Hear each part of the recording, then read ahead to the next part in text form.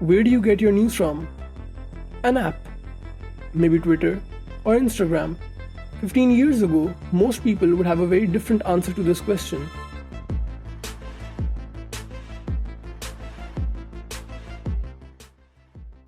With the advent of social media and digital tools that allowed media outlets to measure their audience metrics, news media consumption has changed dramatically.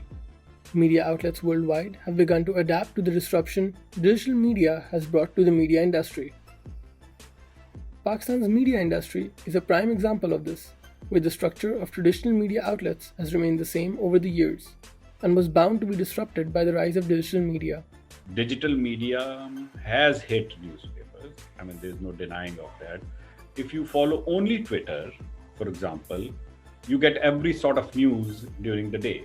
And when you wake up next morning, you don't feel the need to read a newspaper. This change has affected television broadcast media in a different way.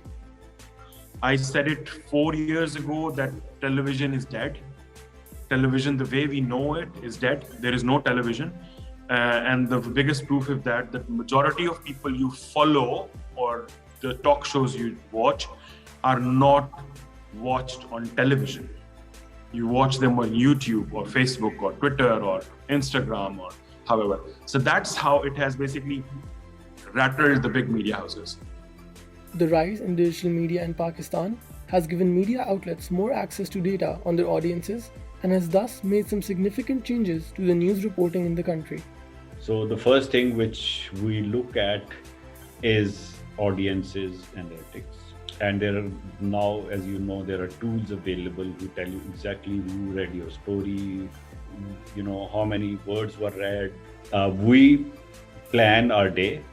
Not only that we select our stories on the basis of that analytics, we also, know or try to understand what kind of treatment will work, which might be very, very different from 2 years ago. Digital media has also allowed audiences to engage more with media content. Our new generation is more on every social media present. People are more into participate, more into debating, more into DPs, more into criticizing our old traditional leaders. So that is the big change in last 10 years we see in digital media. This new media landscape in Pakistan has created a space for new youth-led digital media outlets as well. Propergaanda, a digital media outlet that primarily operates on Instagram, is an example of this. Founded in 2017, they use visual aesthetics and a more informal tone of voice in their content to attract younger audiences to their platform. So we wanted to make a publication which is kind of a hybrid, takes the values of Vice and all these international publications, but at its core talks about millennials and Pakistani stories. Propergaanda sets itself apart from traditional news organizations with the kind of content it produces. What we go after are stories which are not being covered by people. We see something on Twitter, we see something on Reddit, we get to know something about it. Somebody reaches out to us, That's what we ask our reporters, We say, don't think like how if you're working in a news organization. Think what kind of story you would want to hear, you would want to know as well. New media platforms like Propergaanda have, however, been criticized for the methods they employ to gain audience engagement. We analyze it every day, look at the stories that are overperforming. But when we click those stories, those are the clickbaits with misleading headlines. All I can say is that's bad journalism. But Propergaanda does not think such criticism hurts their platform. We always get backlash, so it doesn't affect us. Like we're very much used to it. One of the reasons why we also want our comment section to be a little better than all these mainstream organizations. This could be a discussive platform where people can discuss and stuff. Outlets like Propergaanda are not the only platforms in Pakistan that have the reporting techniques to attract online audiences.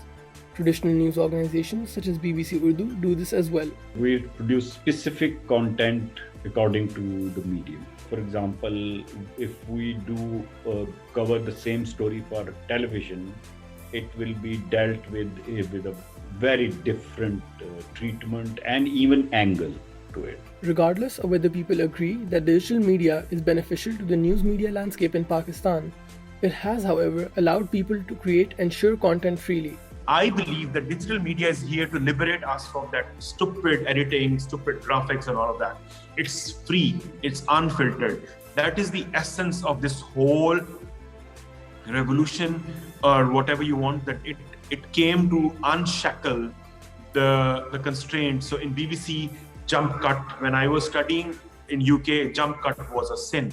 Now nobody cares. Digital media is also far more accessible to people in Pakistan than broadcast or print media.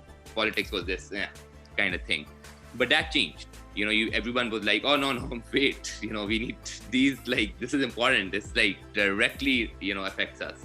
So that changed because there was high speed internet, people had more phones, you had 3G connectivity, Uphone, and all these people giving really low packages, so essentially everyone could afford a phone and go online. And once you're online, you essentially are making content. The access and reach that digital media has given to audiences in Pakistan is perhaps its most significant contribution to the country's media landscape.